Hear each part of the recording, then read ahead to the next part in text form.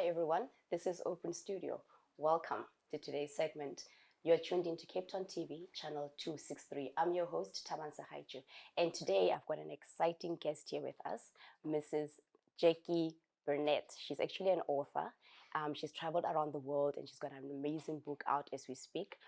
Today I'm just going to find out a little bit about her journey as an author and everything else that's exciting that she has done over a couple of years. So, Ms. Jacqui Burnett, welcome to the show. Thank you for having me here today. I look forward to our conversation. Wonderful. Thank you so much for making the time. Pleasure. So, I've been dying to ask you this. Could you tell us a little bit about yourself? Who is Jacqui Burnett? Who is Jacqui Burnett? Well, I'm an author and I'm also a business advisor. But we're here to talk about my book today, so we'll forget it's got nothing to do with business advisory. And yes, I've just recently launched my memoir, and it's called Life's Not Yoga. And that's why you invited me here today to talk about that. 100%. So, did you always know that you were going to be one day be an author, or was it something that just kind of like happened along the way? Oh, it happened all the way along the way. It happened when I was 13. I was convinced I was going to be a writer. I can't even remember why, what really was inside me that, said to me I was going to write one day. And then when I was 16, and then again in my mid-30s, I just knew the call to writing was coming very strong and powerful again. And then I sort of, at 40, something was happening in my life at 40, which started pressing through the whole aspect of my sense of right and wrong in the world. But then at the age of 46, I finally committed to it and got my book out at the end of last year. Wonderful. So I don't meet a lot of authors all the time. So just take me through the journey of what actually is involved in writing a book before you even get to the publishing of it. For me, the journey with writing, because it was something I always wanted to do. When I started and committed to it almost on a full-time basis in 2012, I thought it was just going to be quite simple. I was going to write this book, and when I finished it, I remember thinking, I've written the best book in the world. And when I look back now, it was so bad. It was so bad. Oh, wow.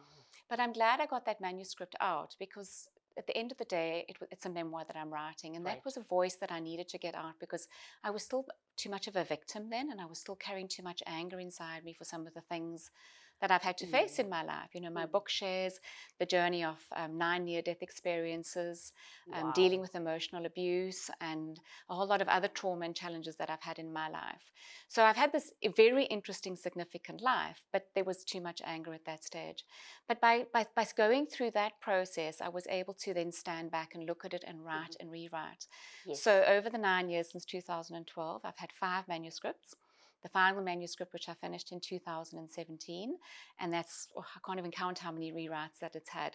But also realizing that coming in from industry and then wanting to now commit to being an author, I had to have a lot of compassion for myself to be a beginner again. Yes, so when I finished the first manuscript, I had to step back and actually acknowledge that I was just starting out. So that's why the journey, took a while. I guess all good things take time, right? So won't you just, I know you've got 2 books that are out. Won't you just take us through the one that, Life's Not Yoga? It's one of them, right? Is that the one that we're going to unpack today? Or all of them? Well, there's only one book out at the moment. Yes, I know. I'm sure that in the research. And the book was originally 2 books in one. Right. And I worked with this amazing woman in America who was a critic for the Boston Globe. And she recommended that I split the book out and first sort of tell the story before I complete the second book, which I hope to have out. Well, let's see how this one goes first, which is more the how-to. This book is just a crunchy narrative of how I got to where I got to and how I survived some of the things I did, but then how I got to make peace with my trauma and find, complete joy and happiness in my life. Wonderful. I found the title very catchy. How did that come about, and what does it actually mean? It's created so much conversation. So it goes back to the original teachings of Aurobindo, who he said all life is yoga. Right. But when we look at something that's happening to us in life, we don't necessarily understand why it's there, particularly if it's something not so good. It's all fine if you're on a first date and you're all smashed over this guy, but it's not so much fun when you're dealing with something traumatic. That's right. And particularly when you have to deal with something that you didn't do to yourself, something that came your way, significant trauma. And so it's a play on Life's Not Yoga, him saying all life is yoga, but the title is Life's Not Yoga, or is it? And then it's about how I found comfort in the discomfort of life. And Oh, wow. so that's why the subtitle is Finding Love in the Chaos of Life. And it's really about finding complete joy and peace with everything that happened to my life as I unpacked the chaotic life that I had. Right. I mean, there's a lot of strength behind the book from what I can tell, because I can imagine having to revisit those moments, right? Yes. When you are writing and just relive them almost all over again. That must have just taken its toll, I guess, for you as a writer. What actually motivates you to stay on your course and not to give up halfway through and Oh, be like, I'm goodness. done with this, I'm not doing this anymore? I think I've given up 1,000 times, but in those moments when it was hard, because at times it was incredibly hard, I always say my keyboard was swimming under my tears. And then, once everything dried up again, I'd sort of start again. Just yesterday, I had a whole panic about it again. I thought, how is this ever going to work? But it's to watch that voice. It's to Right. watch the voice of fear, dance with 100%. it, date it, and then give it its place and carry on. And I guess that's really what the whole book is about, is how did I keep carrying on despite the things that I was, challenged with. And certainly coming into the world of writing has been one of my biggest challenges. I think I drive my car off a cliff on purpose this time and not by accident, because it's probably easier to survive than the journey of writing a book. It's not entirely true. I mean, it's been an amazing, but also the way that I've managed to keep going is, 3 of my closest friends, I just couldn't have done it without them. Wow. And what they've had to endure in terms of listening to me and supporting me and pressing on me and kicking me and saying, you. we're not interested, just get on with it. So, 100%. community is always very, very important. And then at the end, my mother. Oh, yes. So you had a good support structure. I guess that's always something quite important, especially when you're plunging into the unknown, right? Would you say your journey, while you were writing, would you say there was some healing going on as well? Like were you going through sort of like a healing process at the time as well? Well, my book is very much about, going through hard times and then how do we rise from the ashes. So yes, very much so. But what I also learned through the whole process of writing the book in terms of healing is that it's an ongoing process. Yes. Something that doesn't change. It's something we deal with every day of our lives. But it's to be able to acknowledge, what do these traumas bring to us in terms of the negative, and then how can we convert that into things that are positive and bring about change. And we just have to look at someone like Nelson Mandela, who's one of my absolute heroes. Yes, he took that's right. 27 years Oh, yeah. in jail to even change his own thinking, even though he was always embedded in goodness. But what it did to him as a human being, but then he didn't didn't bring that in and suffer it. Right. He used that as the gift and the lesson. So I often go back to his teachings and what an inspiration he was, and reflect on that in terms of my own journey. And just, I think on Monday I was saying to a friend, I'm just glad I didn't have to spend 27 years in prison. Thank God for that. Actually, I've had it quite easy. But it's what we do with that time. It's what we Yes, do that's with that experience that we have that we don't necessarily think is justified or right for us, Yes. and what we do with that space to bring about goodness and peace in the world. So yes, I love very that. much a healing process for me. Absolutely, I love that. So you actually made all that traumatic experiences actually work for you, and now you are sharing it with the world, which is a very powerful thing. I mean, you're sharing your personal story, and people reading it, I'm sure, they're just gonna get a lot of comfort and identify, because reading some of your blogs, I could identify with quite a lot. I'm like, I recognize it, But we're gonna quickly go for a break, and then when we come back, we're gonna continue with the conversation. Don't go away.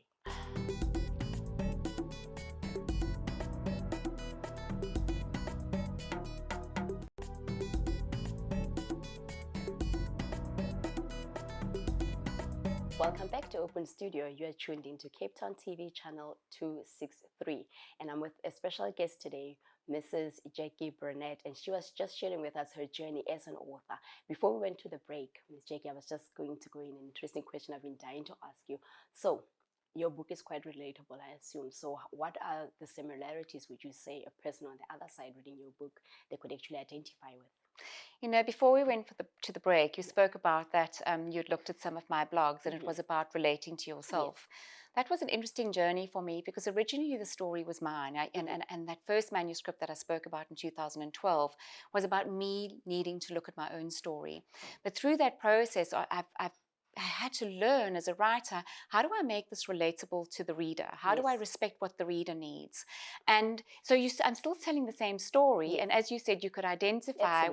And what I love is, just yesterday, or a few days ago, sorry, I opened up my Instagram and there was a message from from a woman in San Diego who's just finished reading my book, a woman by the name of Julie Frankel.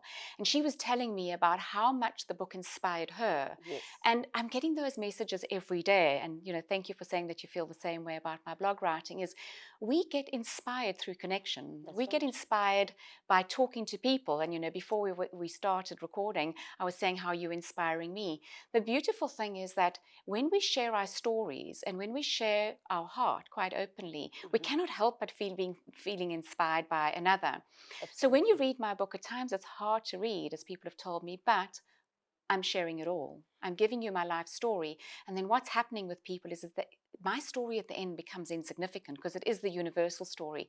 And then people are connecting with themselves. Exactly. And this woman then wrote at the end of this thing to me as to how it's inspired her, because due to COVID, she'd had the same job for 20 years. And she's just lost her job as a result of the pandemic. Trauma right there.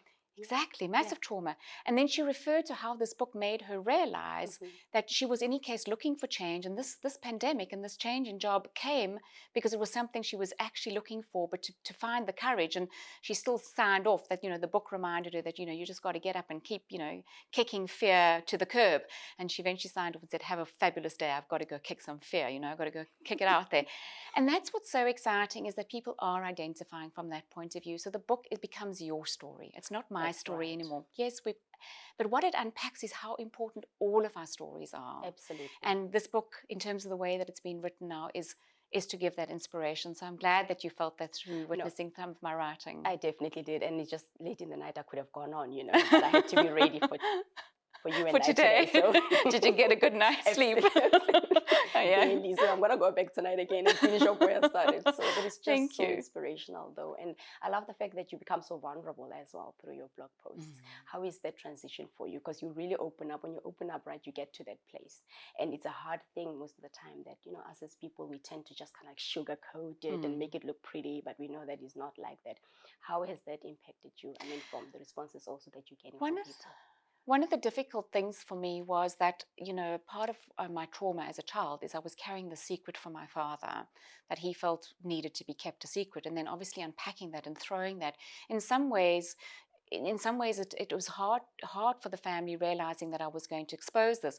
But I realized I couldn't expose something that I felt that he had done that had hurt me if I couldn't expose the things that I had done that was wrong, or the things that I had done that were possibly unkind. We all have good and bad in us. So, at the book, there are going to be times where my earth child, as I call her, Cecily, said to me, I wanted to jump into the book and kick you. How could you be so stupid? And that's it. I've been stupid at times. And so being vulnerable and accepting of that side of myself that hasn't done the smartest things. But trauma or life, at times we make bad choices. That's right. And as opposed to having to brush them under the carpet, let's learn from them. Let's share them together. And I think that's what's happening with the book, is that people are realizing that what if you just own it? It's not here today. Yes. The thing you did wrong was yesterday. It's not here today. How do you take the lesson from that and not get caught up in the shame or even blaming somebody who did something wrong? That's right. That hurt you, or the guilt you might feel as a result of something that you might have done. So the book's very much about dealing with guilt, shame, and blame, and how we can then live in the present moment and just celebrate, and then realize that every human being in front of you is just so amazing and so inspiring, because that's really what we're sharing over here, is this energy between each other of acceptance. 100%. Speaking of energy, I saw a common thread throughout your blog as well. Within the blog post as well, you speak about love and humanity and love. Could you just unpack that a little bit for me? What does it mean? Because you're saying that there's a common thread as everybody from everywhere, and you speak a lot about love on there. Yeah. So the thing for me was not understanding necessarily, a spiritual perspective of God. So my underlying question is God love? So I talk about dare to be love. And my call to action, as I say, is quite simple. There are two ways to be in this world, to be love or not to be. And then it's a matter of how can we take every belief that we have. We're sitting in such a fractured world. We see so much fighting, whether it be about politics or race or division of beliefs. But what if we actually infuse any belief that we have with love? So you have your belief. Right. And I have my belief. And we can both look at our beliefs. Let's say we find something where we have a different belief. Right. We both look at our beliefs and say, they're different.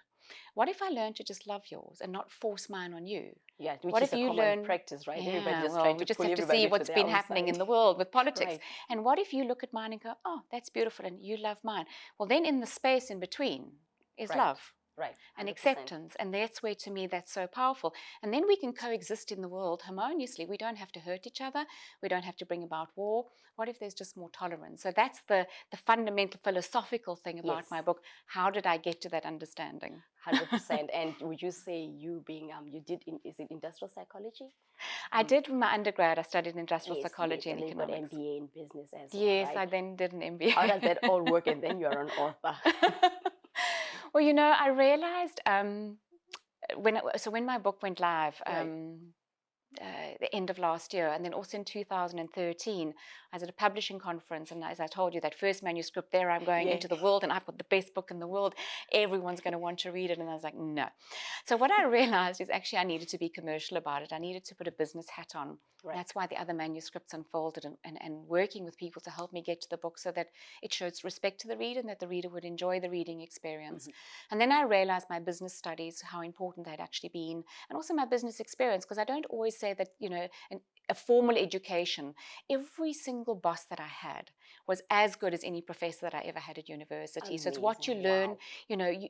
You can. I've got some of the most amazing friends who've never had an education, Right. but it's their attitude towards life. Is That's that deeply correct. curious mind, Mm-hmm. and that they're hungry for information and they want to learn from other people and they're inspired by other people. It doesn't matter who that person is. So that's how it happened. Okay, I'd always wanted to be a writer. As a result of my life, the way that it unfolded, I suppressed that. I had this shame story about being in the creative space. I suppressed that, and then needed to venture into the world as a woman of commerce. But it wasn't really where I was meant to be. But I realize now why that all happened in terms of bringing the book now to market, and realizing again what hardcore grassroots marketing is all about. 100%. Hold the thought for me, won't you, Miss Jacqui? We'll be right back. We just need to take a short break. Don't go away.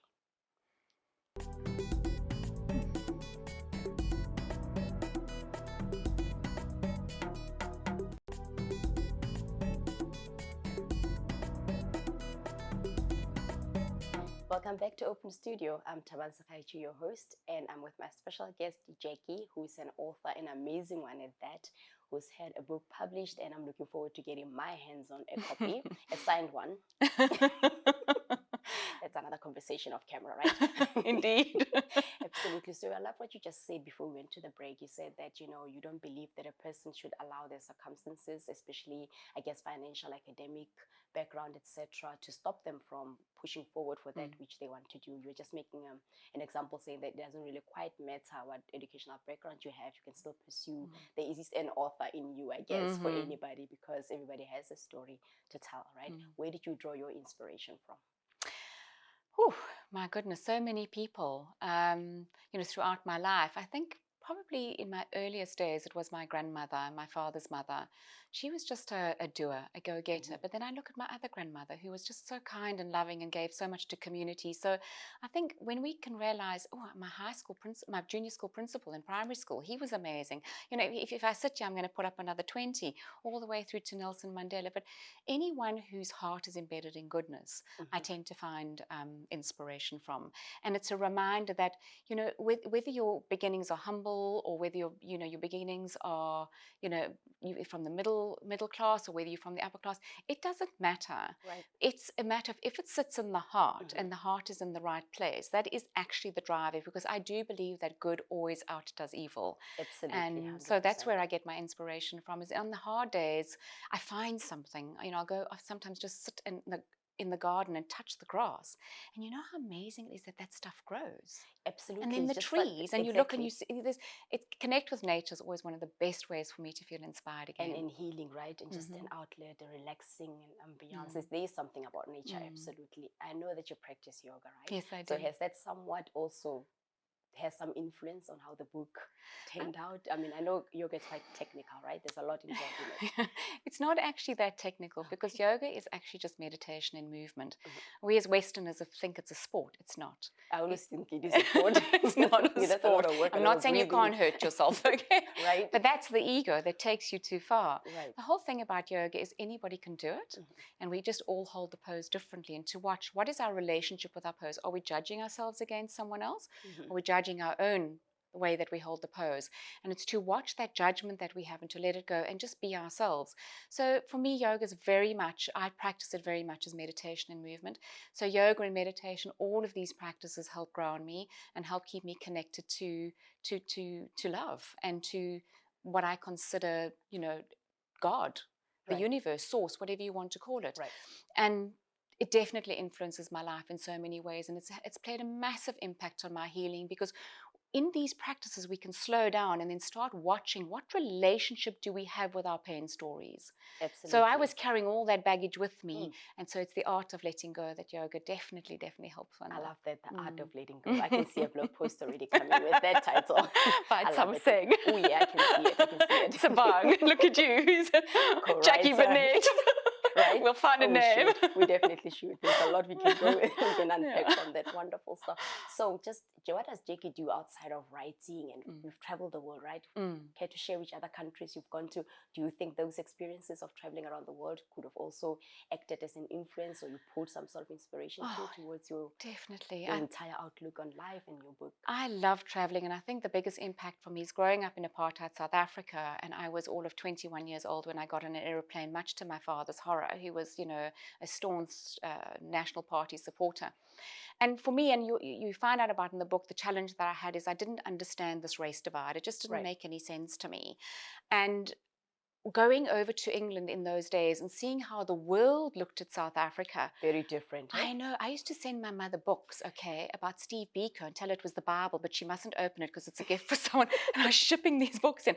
But that was still so new to me, and I was still trying to understand, because in my heart, I didn't understand it, but now I had a different perspective. Right. So the thing about traveling and looking at other cultures is that we allow ourselves to look at the world differently. That's right. And to realize what else is, available. And the more and more and more we open our perspective, the easier it is to find love in the world. And the more receptive we are, right? The more open-minded we become, and just a lot of exposure. I love that. Well, we were just talking earlier about your beliefs, my beliefs. Right. What if we we come from different cultures, and we think, that we as South African we should know, but we don't. I come from a European heritage, you don't. If we sit and we talk about it, I'm going to get, if I'm thrilled and I ask you questions, you're going to share with me. Absolutely. But if you force your views on me, I'm going to do this. Yeah, there's that, exactly. Just close off. So that's what traveling does. And I think in South Africa, we're quite blessed because we live in such a multicultural country as opposed to other countries. Going to the next town, right? We can actually practice it at home. We don't even have to travel abroad. Exactly. But definitely my travels abroad have widened my perspective and helped me.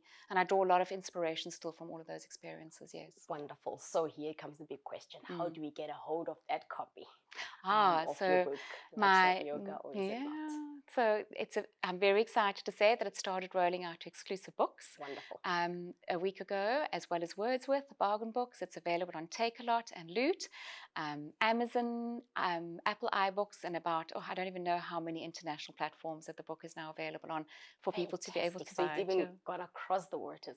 I started across the waters, and then it was the other and way then around. What happened was, friends of mine, a dear friend of mine, one of my best friends, a friend of hers wanted me to host a ladies' evening. So I had to quickly find a printer and then rush off and print some copies, and then it was in South Africa. So that's what's happened. Amazing. It's just people who've supported me in the community excitement, and people like you that have made it possible for the book to be, in South Africa as well. And for me to have the courage to back it to that point of printing of copies and negotiating to get it into stores and, that's doing the hard work. Yeah. And how was that, Jennifer? Is it easy to just walk in and say, no, guys, I've got a book, sign me up, I need shelf space, and that's it? No, I managed to contract with a distributor who first rejected me for good reason. At the time, as a self-published author, it's not the easiest thing for, one of South Africa's best distributors, Blue Weaver, to sign you on. But when they saw the activity, and I think it was Take-A-Lot who said to me, no, you must go back to them, and I did. And they've been absolutely amazing. And at this stage, in terms of the enthusiasm I'm getting from store managers and people in stores, and every time I walk into a store, I nearly fall over with excitement. I'm like a 2-year-old who's just opening Christmas presents because they're stocking my book. So now we've got to make sure that they actually sell out there. Wow, and that's up to you and the consumer to make sure that it's drawn off the shelves. Well, So. I'm definitely getting a copy. That's non-negotiable. Amazing stuff. So it's available nationwide, which is great. And you've Yes. got social media pages, perhaps, if somebody wants to follow you, Yes, see what if the you go to latest my Facebook page, which is Dare to Ask Jacqui, and if you just go Jacqui Burnett author, as well as Instagram. I'm new to Instagram, so I'm desperate for followers there, guys. Get out there and follow me on Instagram. But I think I've got over 40,000 people already following me on Facebook, so that's you're very doing exciting. great. You're I doing know, it's so wonderful. exciting. That's awesome stuff. You know, this is just for me, again, such an inspiration to have met you, because you're speaking. So you're actually telling a person that you need to step out of your comfort zone, and if you have a dream, go for it and get it done. What inspiration would you give anybody that's watching right now? If you look into that camera and just tell them, you know, a word or two of wisdom. Don't give up. And when the fear comes, watch it. Just dance with the fear, date it, do whatever you've got to do, and then give it its place. It's just part of life, fear, but it doesn't have to control you. Don't let it stop you. Just know that it's there and what it is there to teach you. And the hard times, you can get over them if you actually infuse your beliefs with love, and that it is possible. Wonderful. So nothing is impossible. Take it from the guru herself. Thank you so much, Jacqui, for coming through today onto the show. It was a pleasure having you, and I look forward to yet another one, right? Yes. You're going to come back. Well, but Awesome. definitely if you invite me. Thank you for the time today. Awesome. Thank you so much. Thanks for watching, viewers at home. Stay blessed and keep safe.